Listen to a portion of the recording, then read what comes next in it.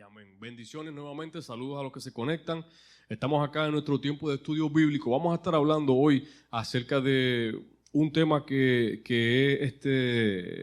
me han preguntado y he visto en el internet y he visto en diferentes lugares, y es preguntas comunes. Hay muchas, hay más de 5. Yo escogí 5, pero hay más de 5. Y de hecho no creo que hoy nos dé tiempo de verlas todas. Tal vez sí, tal vez no, pero no creo que nos dé tiempo de verlas todas porque a lo que vamos hablando y nos vamos comentando y eso.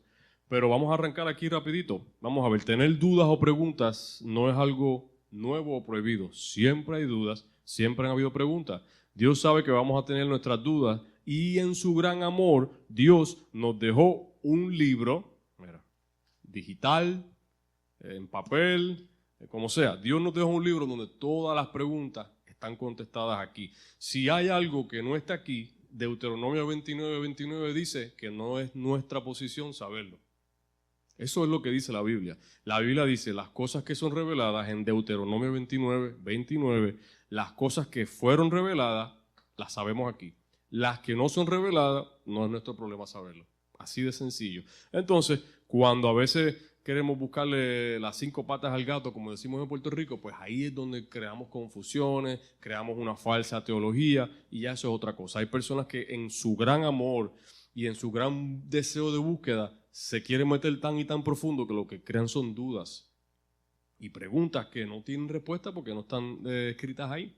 Entonces, las respuestas a todas nuestras preguntas están ahí.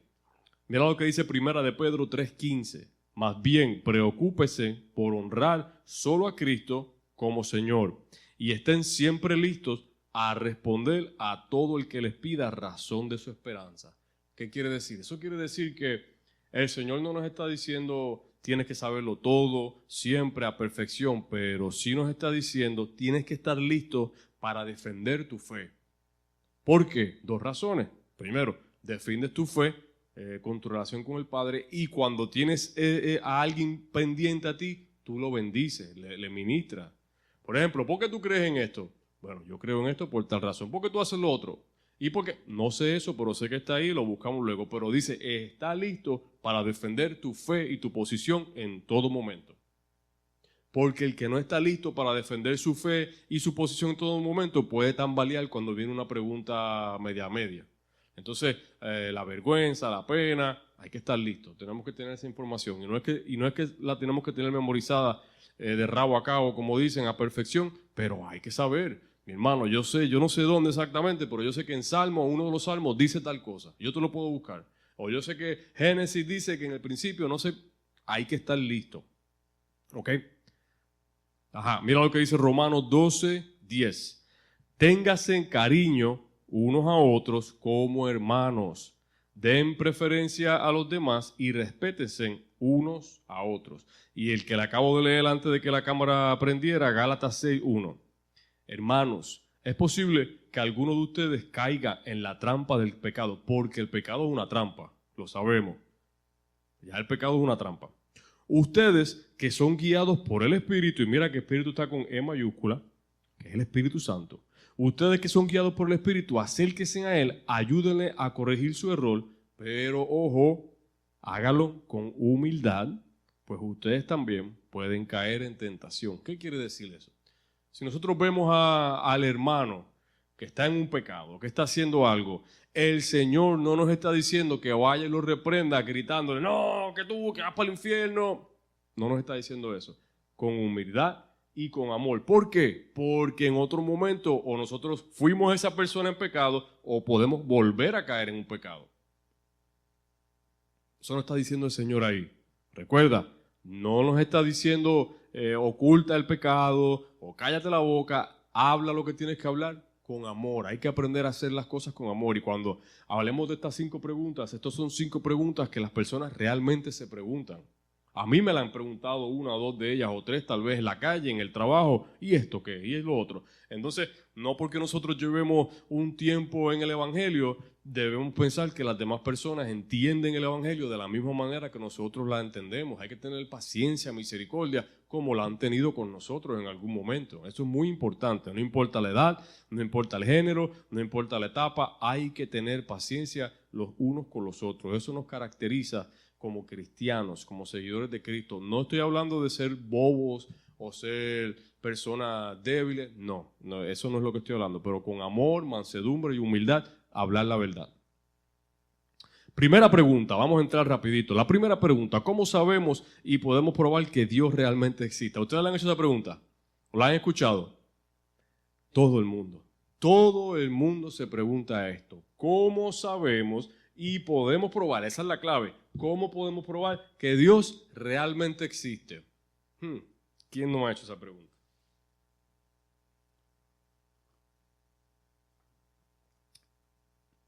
Les quiero hablar rapidito. Hay algunos argumentos filosóficos y teológicos que existen, que están escritos y han sido bien estudiados.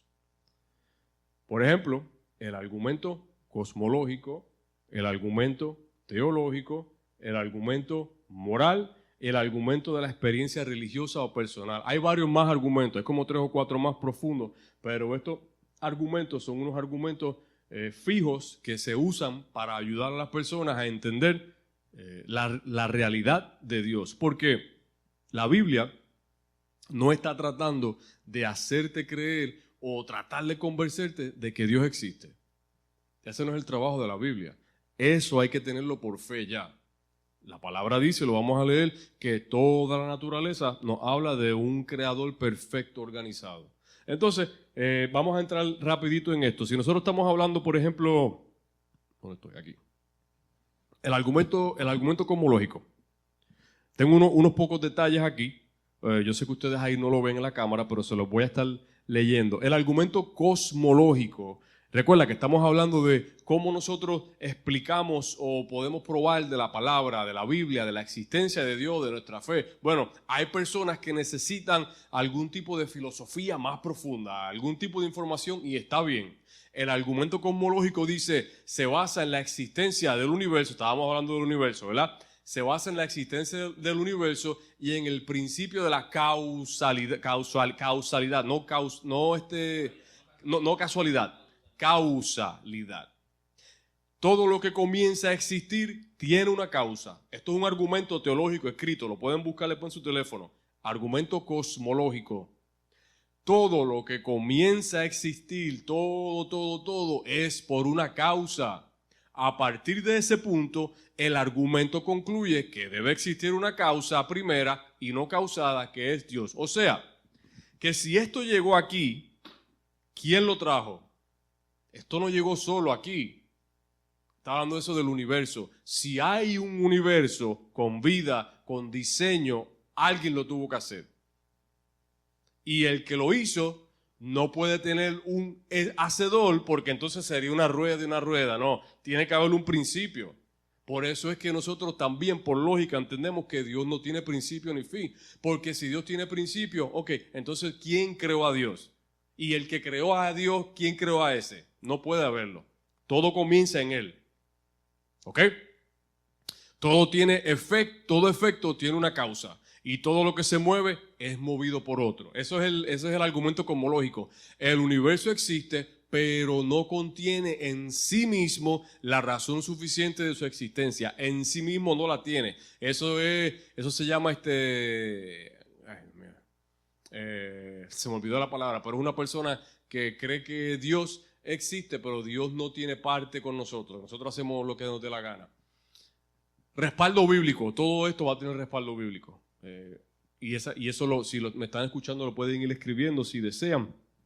Pero esto es del argumento cosmológico, que básicamente dice que todo tiene un principio por causalidad. Génesis 1:1, muy básico, muy sencillo. En el principio creó Dios los cielos y la tierra. Muy básico. El argumento cosmológico empieza con Génesis 1:1. Juan 1:3, todas las cosas por Él fueron hechas y sin Él nada de lo que ha sido hecho fue hecho. O sea, sin ese, vamos a llamarle, sin esa persona que que está agitando, que está promoviendo, que está comenzando. Si Él no estuviera, nada estuviera hecho. Ese es el argumento cosmológico. Colosenses 1, del 16 al 17. Porque en Él fueron creadas todas las cosas. Todo fue creado por medio de Él y para Él. Y Él es antes de todas las cosas. Y todas las cosas en Él subsisten. Nosotros podemos leer la palabra y estamos estudiando capítulo por capítulo de Juan y hacemos un paréntesis, pero entonces el argumento cosmológico nos está diciendo que eso fue causado por algo, por alguien. Y ese es el argumento de hablar de la existencia de Dios. No le está dando nombre a Dios, no le está dando Jehová, no le está dando Jireh, está diciendo un Dios creador. Interesante. El argumento cosmológico. Entonces, si usted está hablando con alguien y de repente le está diciendo, pues, ¿cómo tú sabes? Bueno, podemos comenzar con el cosmos, el universo. ¿Quién hizo eso? ¿Cómo está eso? ¿Ah? Y el hecho de que esta Tierra está básicamente flotando, ¿quién causa eso?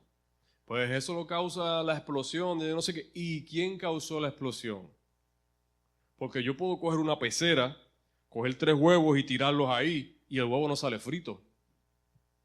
Tiene que haber una causa, tiene que haber algo que promueva eso.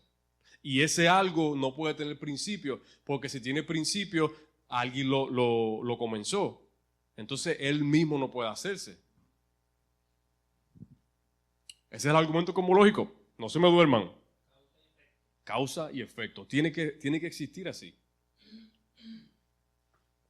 Pero si este argumento, saludos y bendiciones, los veo, sí, Dios me los bendiga grandemente. Estamos aquí hablando hoy acerca de las 5 preguntas más comunes que le hacen a los cristianos acerca de la fe, acerca de la existencia de Dios. Entonces ya comenzamos por la primera. La primera es cómo sé y cómo pruebo la existencia de Dios. Entonces hay algunos argumentos que estamos hablando y el primer argumento es el cosmológico, que es el que acabamos de mencionar. Si el argumento cosmológico no es suficiente para el hermanito de la calle, bueno, tenemos otro argumento que es el teológico. ¿Qué es teología? Teos es Dios y logos es palabra, educación, enseñanza, conocimiento. O sea, conocimiento y enseñanza de Dios. Eso es teología, la palabra griega. El argumento teológico, también conocido, también conocido como el argumento del diseño. Este argumento sostiene que el universo muestra un orden, complejidad y propósito que difícilmente o imposiblemente podría ser producto del azar, por lo que debe existir un diseñador inteligente, Dios. ¿Qué quiere decir eso? Eso quiere decir si nosotros, y yo sé que hay personas que no les gusta que usemos ejemplo del mundo para describir cosas de Dios, pero es lo que nosotros entendemos. Si nosotros tenemos nuestro carro, un Toyota, un Ford, y yo le doy todas las piezas de ese carro, aquí están las piezas, eso no es un carro. Ese montón de piezas no es un carro. Tiene que haber un orden inteligente, organizado. Y eso es lo que argumenta el argumento teológico. El universo exhibe orden y complejidad y propósito. Las estrellas no están una encima de otra chocando, la luna no da el calor del sol, el sol no da el frío de la luna. Hay un orden organizado. O sea, si el argumento cosmológico al hermano no le funciona, pues vamos para el argumento teológico. El argumento teológico dice que el orden que hay lo creó un ordenador. Tuvo que haber alguien con mentalidad ordenada que creara todo esto para que funcionara. Porque si no, la Tierra, ¿a cuánto va la Tierra? ¿A 800 millas por hora? ¿Cuánto es que gira la Tierra? ¿800 o 1000 y pico?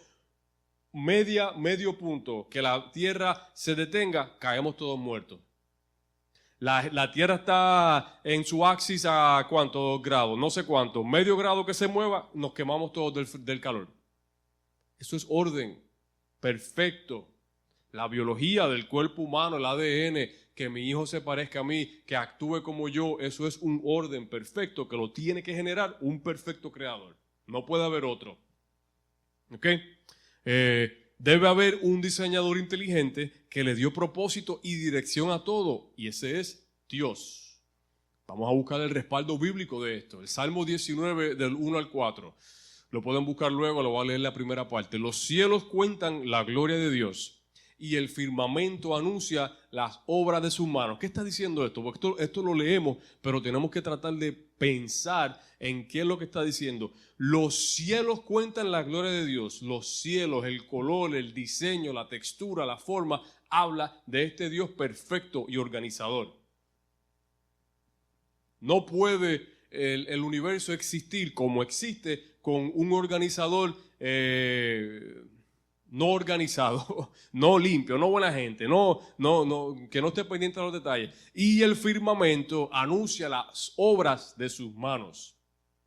O sea, tiene que haber en este universo que es tan complejo, si nosotros conocemos solamente el 20% del mar, del océano, ¿cuánto crees que conocemos del universo realmente? El 0.0001% tal vez, o menos. Así de complejo es. Así de complejo es todo eso. De hecho, hay gente que dice que nunca fuimos a la luna, que eso fue una propaganda, una mentira, un anuncio. Yo no sé, yo no me meto en eso. Pero hay gente que dice, esos son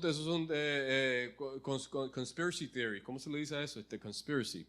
Alguien me diga ahí en la cámara. Pero está hablando y está diciendo teoría de conspiración. Tiene que haber un organizador perfecto que haya hecho esto, que nos haya hecho a nosotros. Y ese es el argumento teológico.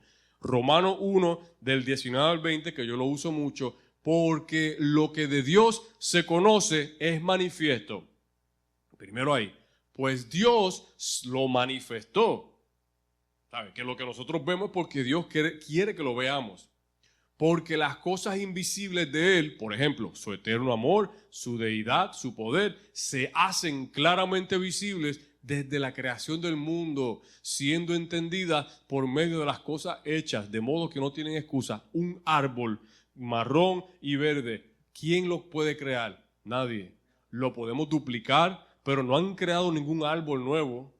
Crean una mezcla nueva, claro, pero no hay tierra nueva que crean. Es todo compuesto de lo que ya está. Porque toda la naturaleza creada por Dios nos habla de un creador perfecto, organizado, disciplinado, amoroso. Y ese es el argumento teológico. Ahora, si el argumento cosmológico y el argumento teológico no le sirve al hermanito de la calle, pues volvemos al próximo. Nos continuamos. El argumento moral, el argumento de la existencia de Dios, el argumento moral, sostiene que la existencia de la ley moral y objetiva, o sea, el bien y el mal, universalmente reconocido, no lo que me dice un libro, universalmente reconocido, solo se puede explicar adecuadamente si existe un Dios moral, que es la fuente de tal moralidad. Si Dios no existe, no puede haber moralidad en esta tierra. Las normas morales como no matar, no mentir, ayuda al necesitado, paga tu renta, paga tus biles, todo eso ¿puede ser meramente producto de opiniones humanas o culturas? No, eso es de Dios solamente. Las tribus que no conocen el nombre de Dios, el nombre de Cristo, no se matan los unos a los otros, se respetan, se cocinan, eso es una ley moral universal. ¿Y de dónde sale eso? De Dios. Eso viene de Dios, eso no me lo enseña nadie. Romanos 2, 14 y 15, ¿por qué? Porque cuando los gentiles que no tienen ley hacen por naturaleza lo que es de la ley, o sea, cuando la gente que no tiene a Dios, que no conoce la ley, cuando igual así ejercen esa naturaleza, esto, aunque no tengan ley, son ley para sí mismos, mostrando la obra de la ley escrita en sus corazones. O sea que Dios ha escrito la ley en todos nuestros corazones. Un poquito de té. Dios ha escrito la ley moral en nuestros corazones y la podemos seguir sin conocerlo. Por eso es que ser solamente moral o buena gente no nos trae salvación. Miqueas 6:8 lo pueden buscar luego ahí. Ok, el argumento moral. Entonces, el argumento moral es interesante porque porque el argumento moral es algo con lo que nosotros podemos batallar a un ateo, por ejemplo, o a un agnóstico. Un ateo te dice, por ejemplo, ¿Por qué te portas bien? ¿Por qué si no hay Dios y nosotros le decimos, ok, si tú no crees en Dios, ¿por qué tú vas a trabajar? ¿Por qué tú pagas tu renta? ¿Por qué tú no le robas el café a la cafetería al cruzar la calle? No, porque eso es algo que todos hacemos. Eso se llama un argumento moral universal y eso solamente puede ser creado por un agente moral. Porque si no hay moralidad, nosotros no estuviéramos aquí, estuviéramos muertos. Nos hubiésemos matado los unos a los otros, pero esa ley moral universal está ahí. Y eso es un argumento teológico para la existencia de Dios. Recuerda que Primera de Pedro nos dice, está preparado para defender tu fe, para presentar tu posición. Y esto es muy importante, el argumento moral para mí es uno de los más válidos, de los más importantes, porque no hay que ni siquiera abrir la Biblia, no hay que leer nada para saber la ley moral universal. Yo me porto bien, yo quiero que mi hijo se porte bien, yo voy a trabajar, yo hago mis cosas. ¿Y cómo lo sé? Porque es un argumento moral universal. ¿Y eso qué significa? Eso significa que hay un Dios que lo crea así, que lo hace así. ¿Ok? Pero si el argumento cosmológico y si el argumento teológico y si el argumento moral no es suficiente para la persona que le está argumentando, pues entonces está la experiencia que uno tiene. ¿Quién le puede quitar a uno la experiencia que uno ha tenido? La experiencia personal, la experiencia religiosa. Nadie puede invalidar eso porque eso es personal.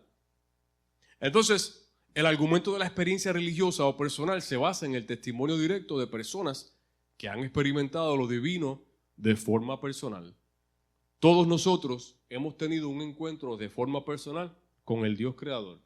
Algunos han sido grandes, explosivos. Algunos han sido de manera más discreta, pero todos hemos tenido ese encuentro de alguna manera u otra. Sientes la presencia directa de Dios, vives una transformación interna inexplicable por causas que piensas que son naturales, pero son de Dios. Recibes una visión, una revelación o una guía espiritual. Tienes una convicción personal de comunión. Esto es lo que habla el argumento religioso o de manera personal. El respaldo bíblico. Hechos 9, 3 al 6. No lo voy a leer todo, pero es cuando Pablo tiene la experiencia directa con Cristo de camino a Damascus. ¿Recuerdan lo que pasó ahí? Pablo iba de camino a Damascus a buscar unos creyentes para encarcelarlos. Y Jesús, el Cristo, lo tira del burro donde andaba y se le presenta y le hace la visión. Pablo, ¿por qué me persigues? ¿Por qué me matas? ¿Por qué me lastimas? ¿Quién tú eres, Señor? Yo soy el que tú estás buscando. Yo soy el que tú estás lastimando. Eso es una visión. ¿Quién le puede invalidar eso a Pablo? Nadie. O sea, es que eso es lo que pasa cuando tú tienes a un hombre que es el número uno, el agente número uno en buscar a los creyentes para lacerarlos, para encarcelarlos y todo, y de la noche a la mañana ahora cree en el mismo que está él persiguiendo. Eso tiene que ser una conexión personal. Y ese es el argumento de esta teología. El argumento es, no crees en nada, pues tienes una conexión personal y eso no te lo puede quitar nadie. Job 42:5, de oídas te había oído. Job lo tuvo todo. El Señor permite que se le quiten algunas cosas y luego de toda esta situación, Job está hablándole a sus tres amigos y le dice, ¿tú sabes qué? Toda mi vida yo había escuchado de Dios. Yo había escuchado que Él es creador y todo, pero ahora, en medio de todo esto, lo conozco. Pero ahora sé quién es personal. Ese encuentro personal que nosotros hemos tenido con Dios, nadie lo puede invalidar. Y ese es el argumento teológico para la existencia de Dios, para la fe. Entonces, estamos en la calle y nos preguntan, hey, ¿y tú cómo explicas la existencia de Dios? Bueno, tenemos varias maneras de explicarlo. Primero, yo tuve un encuentro con Él. Yo tuve un encuentro en donde yo entendí que esto era Dios hablándome. No, pero eso pudo haber sido la droga que te metiste o algo. No lo creo, pero también está el argumento cosmológico. ¿Qué significa eso? Eso significa que toda la creación, todo el universo, en su orden, tuvo que haber tenido un creador perfecto. Que eso no es así al azar, a lo loco. Que una simple explosión de Big Bang no pudo haber organizado todo eso. Interesante, ¿verdad? Esa es la pregunta número uno. La pregunta número uno común, y imagínense, ya nos queda media hora y hemos hablado de una sola. La pregunta número uno es ¿cómo explicamos la existencia de Dios? ¿Cómo podemos probar la existencia de Dios? Ahí le dimos 4 argumentos. El argumento cosmológico, el argumento teológico, el argumento moral y el argumento religioso o personal. Uno de esos cuatro tiene que explicarlo. Ahora, hay personas que no van a querer entender nunca. Hay personas que usted le puede mostrar el billete de 20 y dicen que no es de 20, es de 10. El que es ateo no sabe ni explicar por qué es ateo. Y para ser ateo se necesita más fe. ¿Cómo es que todo esto salió de la nada? Posible. Yo no sé por qué soy ateo. Y si es ateo, casi nadie es realmente ateo. Pero el que te dice que es ateo y tú, ajá, ¿cómo sabes que eres ateo? No sé, porque no puede haber un Dios, pero el argumento moral batalla al ateo grandemente. Ok, vamos a continuar, que estamos ahí avanzando. Salud y bendición a los que se conectan, continuamos aquí. Vamos para la segunda pregunta. Estamos hablando de las 5 preguntas más comunes que nos hacen como cristianos acerca del cristianismo, de la fe, de Dios. Y estas son preguntas reales. La segunda pregunta, si Dios es amor puro, ¿por qué Él permite el sufrimiento y el mal? ¿Has escuchado eso? Oh, si Dios es bueno, ¿por qué Dios permite que aquel sufriera, muriera, pasara hambre, holocausto? Esa pregunta todo el tiempo la hacen. Es imposible yo creer en un Dios amoroso y real cuando Él permite que allá la gente esté muriéndose de hambre. Vamos a hablar de eso. Primero que nada, cuando alguien les dice o me dice, si tú crees en Dios y tu Dios es amor puro, ¿por qué Él permite el sufrimiento? Ya esa persona está afirmando que existe un Dios. Porque para que esa persona reconozca sufrimiento y mal, tiene que haber un bien. Cuando tú me dices, ¿cómo es que tu Dios permite el mal? Es porque entonces tiene que haber un bien. Entonces tú reconoces que hay un bien. Y si hay un bien, el bien viene de Dios. El enemigo no puede hacer bien. Eso lo habla el argumento moral. Entonces, si alguien te dice, ay, ¿cómo es que tu Dios permite el hambre? ¿Y por qué el hambre es malo? ¿Por qué pasa el hambre malo? Oh, porque eso es sufrimiento. ¿Y de dónde viene el sufrimiento? Porque si hay sufrimiento hay felicidad. Ya, nada más con la pregunta, ya tenemos base para hablar de la existencia de Dios. Pero vamos entonces a seguir explicando. La Biblia nos da una respuesta única, la Biblia no da una respuesta única y simple, pero sí ofrece múltiples verdades complementarias que ayudan a entender cómo el amor de Dios coexiste con el sufrimiento humano. ¿Qué quiere decir eso? Eso quiere decir que aunque nosotros sufrimos, el amor de Dios sigue ahí. ¿Ok? Y vamos a entrar en esto. El sufrimiento no fue parte del diseño original de Dios. Arrancamos con eso.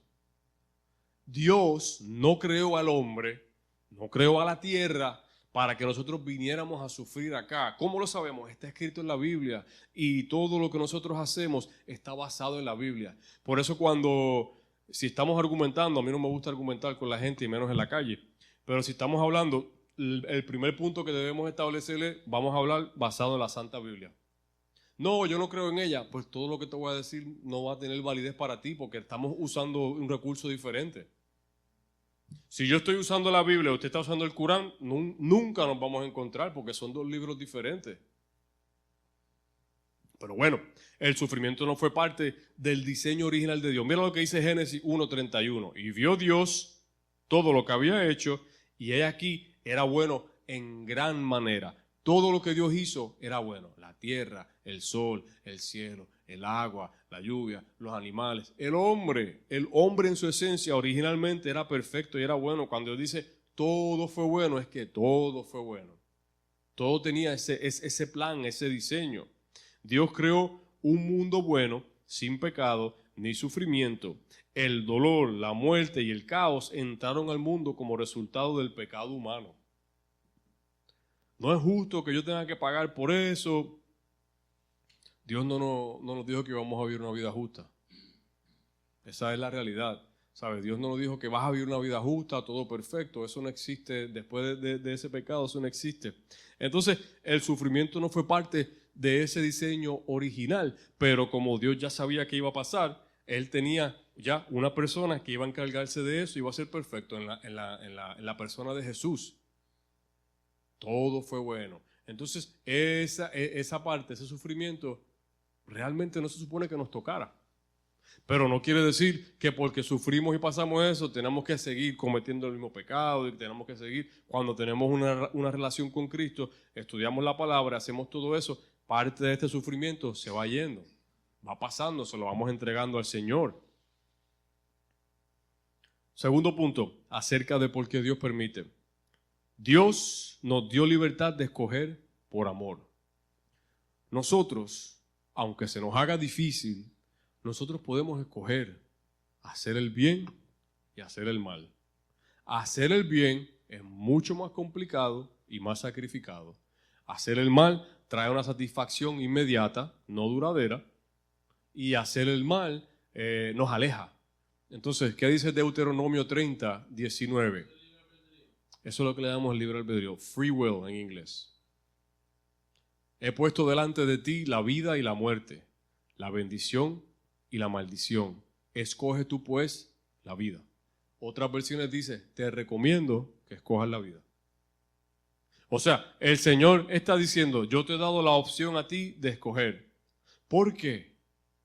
Si yo le digo a mi hijo, por ejemplo, me tienes que amar. Cuando él me ame, ¿cómo voy a sentir yo? Es obligado. Entonces, ahí lo tengo. El amor verdadero no se puede imponer. Para que amemos a Dios y al prójimo libremente, Dios tuvo que darnos esa libertad. Pero esa misma libertad también permite el mal. O sea, es decir, Dios no nos está diciendo te obligo a que me ames, o sea, te obligo a que hagas el bien. ¿Por qué Dios permite el mal y por qué Dios? Porque nosotros tenemos libertad. La Biblia dice, pero en la Biblia el Señor permite que los hombres tuvieran cientos de esposas. Dios nunca permitió eso. En ningún lugar de la Biblia dice que está bien. Lo que pasa es que lo hicieron. Ellos fueron pecadores también y pagaron su precio, pero en ningún lugar dice que ¿cómo es la poligamía? ¿Cómo es? Poligamia. En ningún lugar de la Biblia dice que la poligamia está bien. ¿Cómo se dice? Monogamia. Uno solo. Debe ser todo así, monogamy. Así es como el Señor lo diseñó. El Señor no le dio dos esposas a Adán. Su micrófono. No sé si la ley cambió a nivel de Estados Unidos o quizás Puerto Rico, pero la poligamia en la ley terrenal, estamos hablando de la ley terrenal, no era ilegal hasta que una de las personas en la pareja lo acusara al poligamia. Sí, él podía vivir con 3 personas, pero no estaba ilegal. Puede estar casado. En Puerto Rico hubo un caso así. Un caballero estaba casado con 3 mujeres y tuvo hijos con las 3 mujeres. Y todo el mundo se cuestionaba por qué él no le hacían juicio, no lo acusaban, porque lo que pasa es que para que se cumpla la poligamia en aquel tiempo, estoy hablando de hace como, qué sé yo, 20 años atrás, no sé si ha cambiado, de las 3 mujeres, una tenía que acusarlo. Okay. Si ninguna de las 3 lo acusaba, él estaba protegido de la ley. Bueno, el punto ahí es que la ley del hombre no siempre está bien delante de Dios, porque la ley ha permitido el aborto. Si no lo permite. Y eso, exacto, y eso no está bien delante de Dios. O sea que la ley del hombre, sí, y hay estados de los Estados Unidos que lo permite también, la poligamia. Texas creo que es uno de ellos. Porque hasta que la persona, es ilegal cuando la persona, una de las personas que está en la poligamia, lo acusa. Mientras tanto, ahí están. El hombre, nosotros tenemos muchas reglas y leyes que van en contra de lo que Dios dice en su palabra, muchísimas. El aborto, el exceso de alcohol que es permitido. Pero mire, ahora mismo tengo entendido que en Puerto Rico, no sé si me equivoco, pero en Puerto Rico está la ley de lo del aborto. Ajá. Que un menor de 16 años puede ir a abortar. No conozco eso. Creo que puede ir a abortar sin el permiso del papá, pero para sacarse una muela tiene que llevar al país. Bueno, imagínense, los soldados que a los 18 años pueden entrar y matar gente y todo. Yo no sé cuántos millones de abortos hubo y nadie decía nada. 50 millones en los últimos 30 años, supuestamente. Y ahora hay un problema grande porque esos seres humanos que mataron eran los que iban a pagar el seguro social. Y no hay quien pague el seguro social. Si no me equivoco, creo que a los 16 años, si no me equivoco, creo que estaban embarazadas y querían abortar, lo podían hacer sin que el papá se enterara. Eso habla del libre albedrío. Nos preguntamos, ¿por qué nos pasa tanto mal? ¿Por qué tenemos esto y lo otro? Es que nosotros mismos hemos cosechado, hemos sembrado eso que estamos cosechando. Ese camino que nosotros estamos caminando es porque nosotros mismos lo hicimos. Entonces, no es justo, a Dios no le hace daño, pero ¿por qué vamos a culpar a Dios de las decisiones que nosotros hemos tomado? Incluso creo que aquí en Florida es legal hasta los 12 meses. No sé, no conozco eso. Creo que hasta los 12 meses. Pero Dios dice en la Biblia que es prohibido beber. semanas. En la Biblia, Dios dice que es prohibido beber. No. Es prohibido emborracharte en exceso. Entonces, si yo voy a la tienda, me compro la cerveza, la bebida, y me emborracho, no, ¿por qué estoy culpando a Dios de tener el accidente en el carro? El error de uno. Es error de uno. Y esa es la contestación a la pregunta que la gente se hace. ¿Por qué Dios permitió? Dios no mandó a Hitler a matar 6 millones de judíos. Él no lo mandó, pero si Él controla ese aspecto, entonces no tenemos la libre voluntad de amar, de decidir. Entonces somos robots, somos otro tipo de creación. No una creación hecha en amor, por amor. Buen punto, continuemos. Dios usa el sufrimiento para bien. ¿Quién quiere sufrir? Eso es irónico. Eso es ilógico, eso es paradójico, ¿verdad? Mira lo que dice Romanos 8:28. Y sabemos que a los que aman a Dios, todas las cosas les ayudan para bien. Les pregunto esto. ¿Quiénes de ustedes no han aprendido de sus errores? ¿Han salido mejor después de haber pasado por experiencias de sus errores? Porque todo el que ama a Dios, todo sucede para bien. Claro, no se puede ver en el momento normalmente, pero es así. Aunque Dios no causa directamente todo el sufrimiento, Él lo puede usar para propósitos redentores, para formar carácter, para despertar el arrepentimiento, para fortalecer la fe, para acercarnos a Él. Esto es muy importante, porque, por ejemplo, si tal vez yo tengo 3 hijos, tal vez con el primero cometí tantos errores, no fui el padre que realmente quise ser, entonces con los próximos tal vez pude aprender y poder restaurar esa relación, porque Él no prohíbe las malas decisiones, pero entonces Él permite que por amor a Él, a su hijo, esas decisiones nos ayuden a mejorar, a ser mejor persona. ¿Y qué sucede también ahí? Podemos dar testimonio. Ahora yo, por ejemplo, si cometí un error en el trabajo o lo que sea, cuando venga otro muchacho, le puedo enseñar, no hagas esto. Tuve un problema en mi matrimonio, a los matrimonios jóvenes, mira muchacho, no hagas esto, ¿sabe? Aprende esto. Dios lo usa todo para bien, todo para bendición de su pueblo, de sus hijos. ¿Qué me dice don Guillermo? Deme un ejemplo, deme algo ahí. Es que yo entiendo que eso se gana con la experiencia, porque, por ejemplo, en mi ejemplo, cuando yo empecé los caminos de Dios hace años, tenía 17, 18 años, había muchas razones más, pero el entendimiento de cuando tenía 18 a la edad que tengo ahora es muy distinto. Claro. Tengo más experiencia. Y como dicen, uno como joven va a cometer errores. ¿Y de sus errores usted siente que ha aprendido? En parte sí, en parte he aprendido mucho. He sentido que he aprendido para bien, para ser mejor ser humano, mejor persona. Ayudar a otros. Sí, no quiero, ¿sabes? No quiero que las personas quizás pasen por las cosas que yo pasé. Claro. Tratando pues de dirigirlos de alguna manera, y eso me ha ayudado mucho. Eso es lo que dice Romanos 8:28. Aunque hagamos cosas que no estén bien, como lo amamos y estamos en un proceso que dice Filipenses 1:6, lo hemos hablado, estoy convencido del que comenzó la obra en mí, la va a estar trabajando hasta el día de Cristo. Quiere decir que incluso mis errores, que son parte de mi vida, Él los va a usar para bien. Él los va a usar para bendecir, para promover, para ayudar. La gente dice, ay, ¿y por qué tu Dios permite el mal y todo esto, el sufrimiento? Ok, pero incluso en eso nosotros, porque ¿qué pasó? Algo muy interesante, no estoy diciendo que esa haya sido la causa, pero ¿qué pasó luego del Holocausto en el año 1946? En el año 1948, marzo 12 de 1948, comenzó el Estado judío israelita. Antes de eso, ellos no eran un país. O sea, que tuvo que pasar todo eso para que entonces el planeta completo dijera, esta gente fueron maltratadas y fueron abusados. Ellos merecen su tierra, ellos merecen su soberanía. En medio de ese rol, de ese problema, mira Dios lo que hizo. Eso sucede así, dime. En un momento dado la Biblia habla de cuando Dios ordena matar a niños, a animales, destruir todo, que no haya nada. ¿A qué se refería entonces? Todo eso fue, primero que nada, todo eso fue antes de la llegada de Cristo.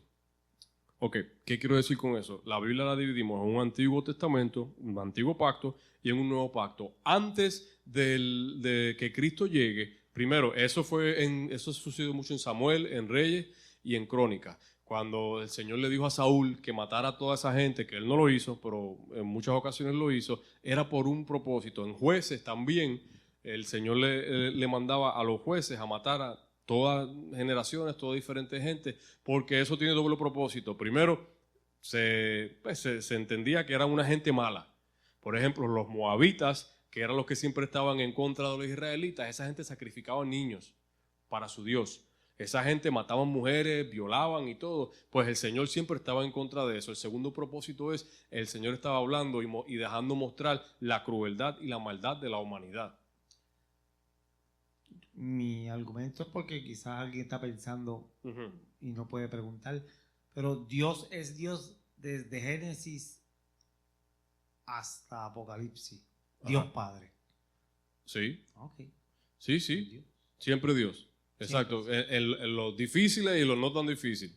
Pero cuando llega Jesús, luego del Nuevo Testamento no hay ningún lugar en donde Dios le dice a la gente, vete y mata a esa gente. Porque ya la última gota de sangre que tenía que ser derramada fue derramada en la cruz. Sí, te argumento porque de las 5 preguntas que tenemos, que hay muchas que todo el mundo se pregunta, esa pregunta se la puede hacer mucha gente. Sí. ¿Y por qué Dios permitió o mandó hacer eso? Obvio, sí, antes de que llegara nuestro Señor Jesucristo. No, y es un buen punto. Pero es Dios, es Padre. Siempre lo ha sido. Dios es el creador de todo y el que va a finalizar todo. Exacto. En un momento. Y eso es un buen punto porque en ciertas ocasiones lo permitió y en otras ocasiones lo mandó a hacer.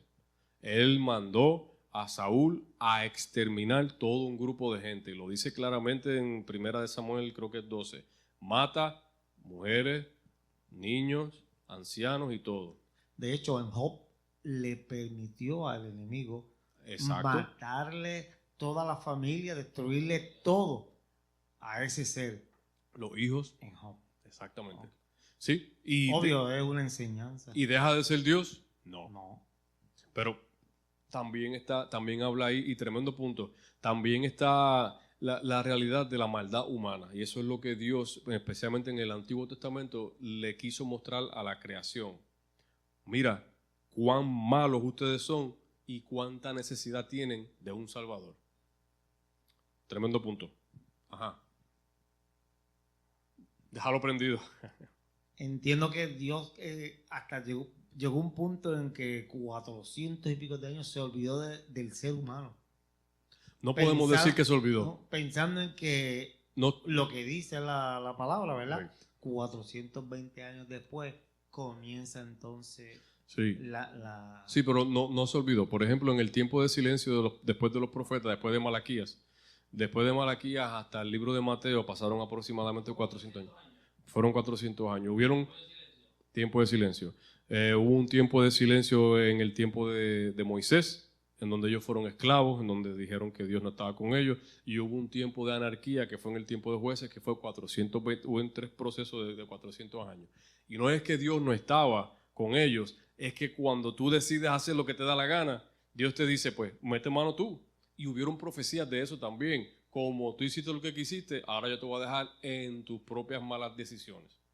Lamentablemente. Y el 4 tiene un significado en numerología, pero fue en el tiempo antes de Moisés que ellos se convirtieron en esclavos de los egipcios, que ellos decían, Señor, libéranos, y envió al libertador en Moisés. Luego en el tiempo de Jueces, que fueron 400 años, y luego en el tiempo de silencio de los profetas.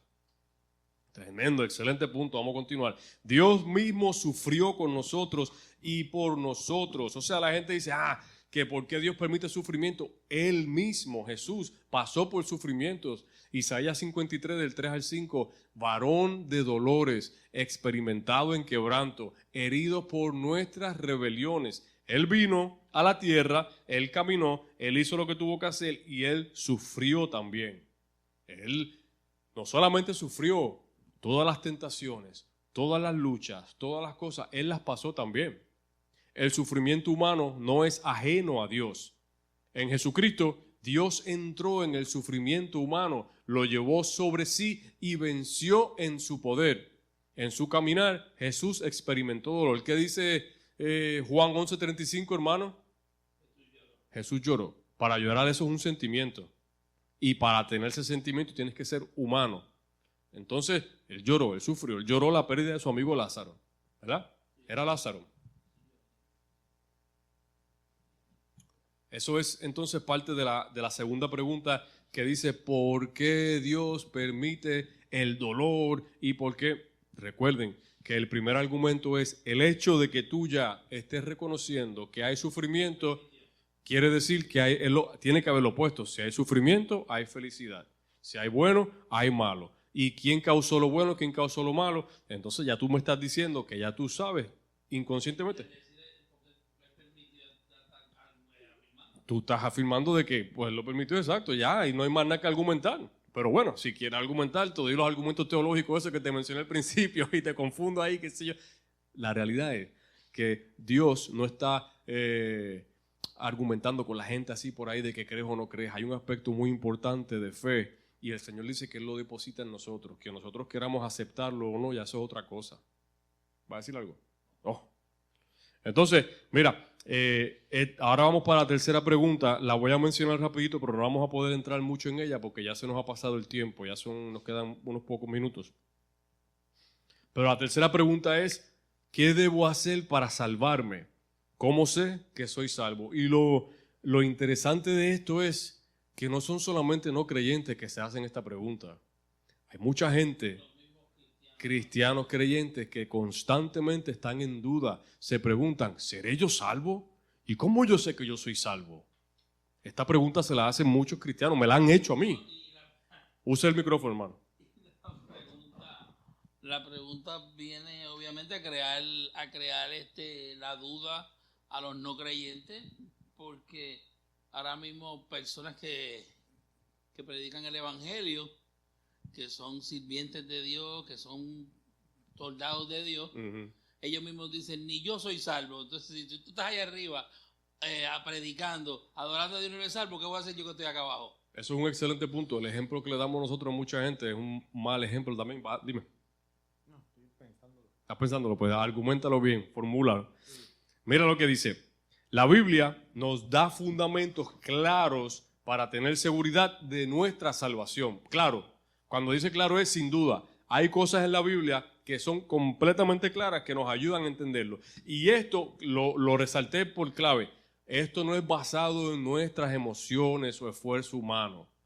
Nuestra salvación, escúcheme, nuestra salvación no tiene nada que ver con mi esfuerzo, con mi conocimiento, con mi intelecto, con mi riqueza, nada. Nada. Entonces, ¿por qué le damos tanta importancia al cantante que canta lindo, al predicador que predica lindo? No tiene nada que ver con nosotros. Tiene que ver 100%, no 99%, 100% con Cristo, la persona de Cristo. Entonces, ahí está la clave. Cuando nos hacen esa pregunta en la calle, ¿y cómo yo sé? Lo primero es que la salvación no tiene nada que ver ni contigo ni conmigo. Tú no.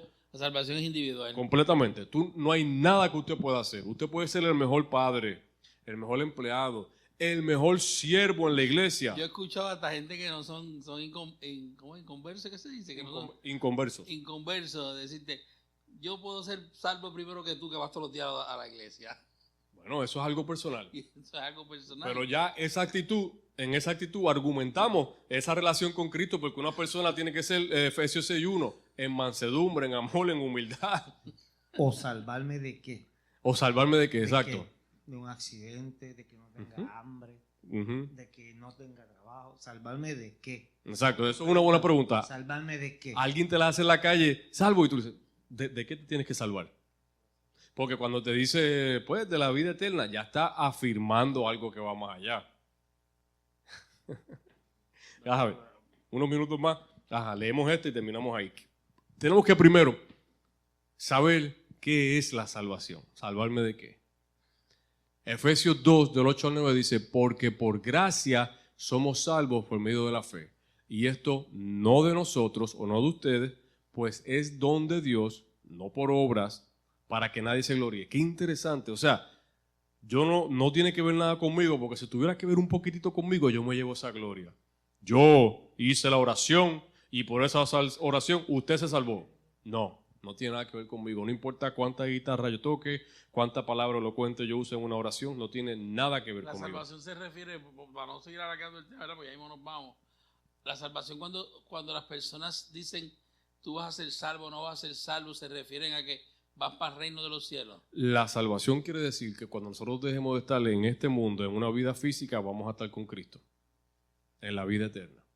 Esa es la salvación. La salvación que no vamos a morir. E inmediatamente cuando nuestro cuerpo, no es como piensan los judíos que el espíritu está 3 días dándole vuelta al cuerpo. No. Por eso fue que no quisieron mirar a Cristo rápido el cuerpo. La salvación es que el momento que tu espíritu deja tu cuerpo, tú vas a estar con Cristo. Casi siempre esa pregunta de la salvación tiene que ver con Dios arriba o nosotros acá abajo. La salvación casi siempre no es como te dije, salvarme de qué. Uh-huh. Casi siempre que uno habla de salvación, la interpretación es de pecado, de ir al cielo cuando nos vayamos, si o al nos vienen infierno. a buscarlo, al infierno, a donde entienda. Mucha gente piensa, Sí. no, yo no quiero ir al infierno. Entonces lo relacionan, pero no entienden. La salvación es el acto por el cual Dios libra al ser humano del pecado. La muerte eterna, o sea, la muerte eterna, no hay muerte. La muerte eterna y el juicio. O sea, salvos de un juicio final. Y lo reconcilia consigo mismo por medio de la fe en Jesucristo. La salvación es que en el momento, no importa cuándo sea, hoy, mañana, en 100 años, en el momento que dejemos de tener vida en este cuerpo, nuestro espíritu se va con el Señor. Va a estar junto allí con el Señor, eternamente. Esa es la salvación. O sea que si pensamos en eso, 80 años en esta tierra no se compara con una eternidad. O en el infierno. Y tampoco sabemos quiénes van a ser salvos. Bueno, no. El Espíritu da testimonio de ciertas cosas en relación, pero ¿quién es salvo? Claro que no sabemos. No sabemos. Pensamos que sabemos y quisiéramos ser salvos nosotros, que yo no trabajo, pero tengo fe de eso, porque no hay trabajo que yo pueda hacer para la salvación. Pero imagínate, claro, yo quisiera que no solamente yo, todos fuéramos, porque si nosotros pensamos en el infierno no es un lugar físico, el infierno es un lugar de separación de Dios. O sea, que es un lugar donde no está Dios, Dios no entra. Prenda un lighter, un yesquero, y pégueselo en la mano. ¿Cuánto dura? ¿2 segundos? El infierno es infinitamente peor que eso, porque no es solamente dolor físico, pero tienes conocimiento, vas a saber de que tuviste la oportunidad de salvarte y no lo hiciste. No vale la pena. Para mí no vale la pena. Vamos a dejarlo ahí. Ok. Ajá. Llegamos a la semana que viene, aunque leímos esto, voy a continuar. Empezamos desde ahí, ¿no? Sí, empezamos desde la tercera pregunta y hacemos la 3, la 4 y la 5. Gracias a todos por conectarse. ¿Usted se va a conectar la semana que viene? Para continuar con el tema. Tal vez él tiene estudio bíblico los miércoles. Que él tiene estudio bíblico. Déjeme hacer la oración. Padre, te damos gloria y honra, mi Señor amado. Gracias porque tú nos das recursos. Gracias porque tú nos das información, pero por encima de eso tú nos das tu palabra, que no ha sido adulterada, que es perfecta, sin errores, Padre. Ayúdanos, mi Señor, a que podamos continuar enamorándonos de ella, buscándola, y que no sea repetitivo, que no sea religioso, que sea por amor, que podamos buscar, leerla, entenderla, y cuando la tengamos, compartirla. Tú no nos has dado conocimiento para guardarlo, sino para compartirlo con nuestros hermanos. Gracias por los hermanos que pudimos llegar acá hoy, gracias por los hermanos que se han conectado y gracias por los hermanos que en su momento van a escuchar la grabación. Permite que sea una educación eficaz y que nos ayude, papá. Ayúdanos a poder descansar el resto del día, de la noche, los que vamos a trabajar, los que vayamos a hacer cualquier cosa, que podamos hacerlo siempre con el conocimiento de estar en ti, mi Dios. Que podamos tener una buena semana disfrutando en ti, porque la salvación en ti debe traernos alegría, mi Dios.